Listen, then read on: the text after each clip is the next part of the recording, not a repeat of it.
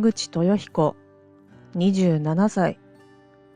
俺には3年付き合っている彼女の香織がいる。しかも彼女は俺の直属の上司、佐々木さんの娘だ。香織は大切な一人娘ということで、結婚のご挨拶に伺っても門前払いの日々。なかなか結婚を許してもらえないまま、もう1年が経っている。俺も香織も内心焦り気味の毎日。そんなある日、俺はちょっとした事件に巻き込まれてしまったのだ。その日は忘れもしない。東京で今年一番の猛暑日になった日。うだるような暑さの中、俺は仕事帰りに冷たい飲み物でも買おうと思わずコンビニに寄った。店から出たとき、何か言い争う声が聞こえてきた。声はコンビニの裏の方から聞こえる。明らかに声が切羽詰まっているようだ。俺は声の様子からカップルの血話喧嘩かなと内心ハラハラしていると、誰か助けて！俺の耳に女性の声がはっきりと届いた。俺は急いで声のする方へ向かうと、30代ぐらいの男が同年代の女性を掴んでずるずると引きずっているではないか。男はベロンベロンに酔っ払っていて、女性に暴言を吐きまくっている。おい、こら、このバカ女、立てこの野郎。だからお前は何もできないんだよ。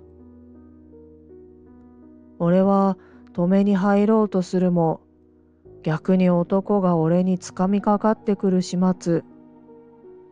俺が気に食わないのか、さらに興奮は増していく。男はより大声で騒ぎ出し、なんと勢いで俺を殴りつけたのだ。俺はいきなり顔に衝撃を受けて、唇を切って血が出る始末。すると、この騒ぎを心配した誰かが警察に110番してくれたらしい。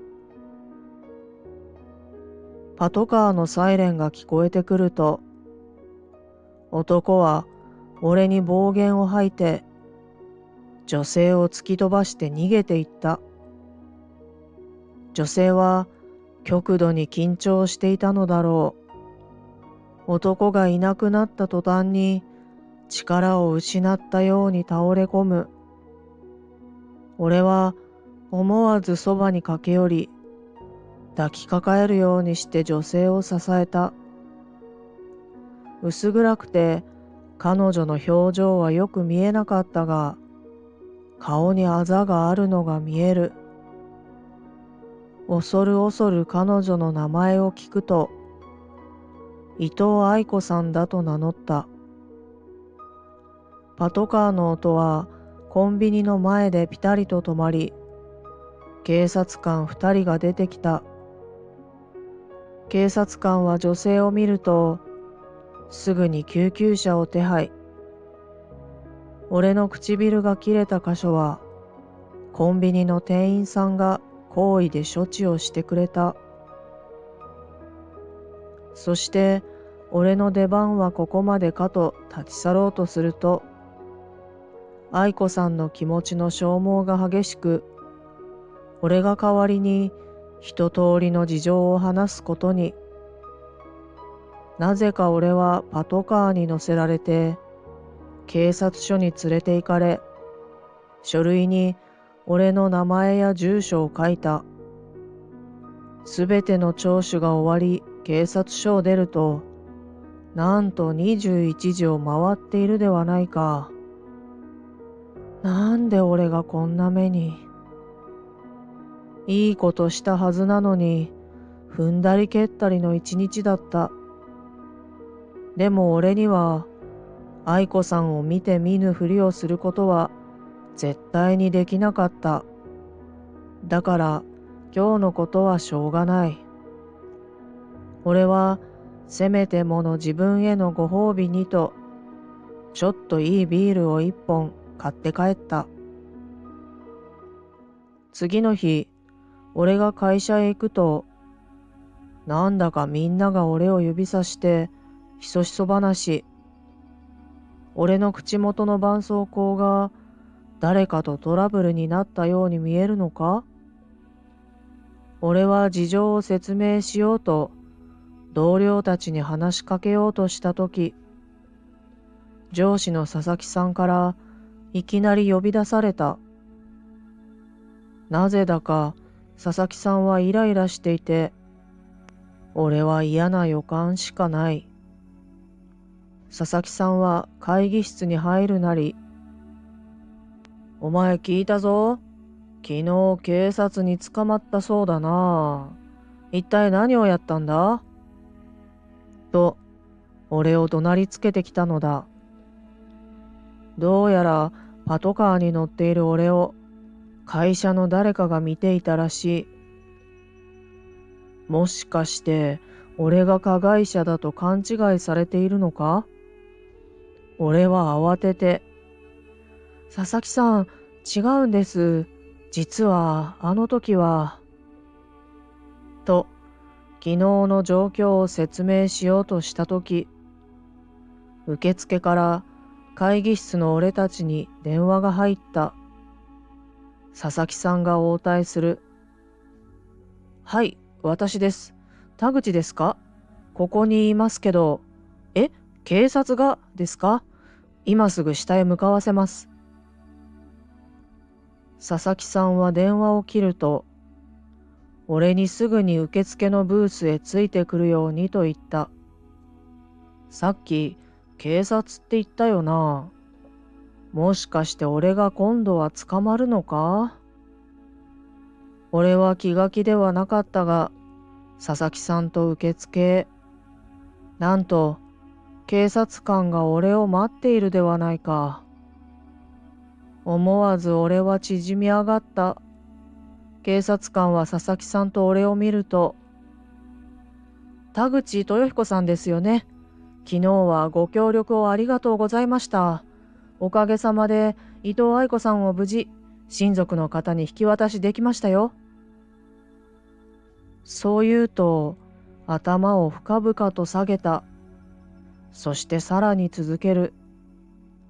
伊藤愛子さんのお母様からどうしても渡してもらいたいと預かったものを届けに来ました。と、紙袋を渡してくれた。警察官が事情を説明してくれたおかげで、佐々木さんの俺を見る目が変わった。俺が紙袋の中を覗くと、中にはお菓子と手紙が入っている。俺が手紙の封を切ると、きれいな字でお礼がびっしりと書かれていた。田口豊彦様、この度は娘の愛子を助けていただいて本当にありがとうございました。実は愛子は結婚してからというもの、夫の DV に苦しめられておりました。飲んで帰ってきては暴力を振るわれたり、暴言を吐かれたりと、毎日大変な思いをして暮らしていたようです。私たちにすぐ助けを求めてくれればよかったのですが、二人が結婚する際に私たちが猛反対したものでしたから、その手前、助けてほしいとは言えなかったそうです。実は昨日も愛子の夫が泥酔して帰宅し、愛子は身の危険を感じて屋外に逃げたところ、夫に追いかけられて殺されるかもしれないと思っていたのだとか。そんな中、あなたが勇気を出して愛子の代わりに殴られてまで夫と愛子のもみ合いの間に入って止めてくれたとのこと。そこにはこれまでの愛子さんが夫の DV に苦しんでいたこと、昨日は本当に大変な状況だったことが書かれてあって、俺は読んでいて胸がつぶれる思いだった。どうやら俺は本当の人助けをしたらしい。そして便箋は2枚目も続いていた。娘の夫はあの後暴行罪で逮捕されました。今後は DV 防止法に基づいて愛子に接近禁止命令が出るでしょうが、二人が無事離婚するまではまだまだ予断を許さない状況です。これから私たちは愛子の身の安全を考えて別の病院に転院させようと考えています。あなたにも万が一身に危険が及ばないように、愛子がどうしても田口さんに直接お礼が言いたいと言っていますが、今後ご挨拶に伺うことは控えさせます。最後に改めてお礼を言わせてください。田口さんのように勇敢な方があの場にいてくれて本当に本当に良かったです。田口さんのおかげで愛子の夫の DV が明るみになり、私たちは娘を無事救出することができたのですから。愛子は DV を受けている間に極度の人間不信に陥り、外に助けを求めることを渋っていたようです。でも、あなたのように親切な人が世の中にもいると分かり、ようやく本来の自分を取り戻しつつあります。私たちの大事な娘、愛子の心身を DV から救ってくださったあなたの勇気ある行動に心からの感謝とお礼を申し上げます。佐々木和子、伊藤愛子の親より。俺は手紙を握りしめて、あの時勇気を出した自分は間違っていなかったんだと胸をなで下ろしていた。実は暴れている男を見たとき、俺は正直ひるんでしまったのだ。愛子さんと知り合いなわけでもないし、見過ごそうと思えばできるのだから。俺は他のやじ馬のやつら同様に一瞬足が止まったが、そんな時俺はふと数日前に言われた一言を思い出した。男は常に背中を見せて周囲を納得させるものだ。懸命に頑張る背中を見せていれば、おのずと周りはついてくるはずという俺へのアドバイスだった。俺は古臭い考え方だなと正直引いていたけれど、ようやく今になって意図が理解できた。俺は気がつくと後先を何も考えずに男に突進していた。いつだって俺の背中を見てくれている香りに恥ずかしくない生き方をしたかったから。ふと気づくと横にいた佐々木さんは俺の手紙が気になって仕方ないようだ。おい、ちょっと読ませろよ。お前がどんな状況だったのか知りたいから。俺はどうぞと佐々木さんに託す。手紙には昨日の事件が詳細に書かれてあるから、俺が余計な説明を加えなくても状況を十分分かってもらえるはずだ。佐々木さんは一気に手紙を読み終えると、すまん、田口、この通りだ。昨日お前がコンビニの前で口から血を流してパトカーに連行されたって車内で持ちきりだったんだ。俺は詳細を確認しろと上から言われてな。だからこの手紙を会社に提出しても大丈夫か？そういうことか。俺は愛子さんのお母さんのお手紙を昨日の状況説明の資料として提出して、無事に社内での誤解を解くことができた。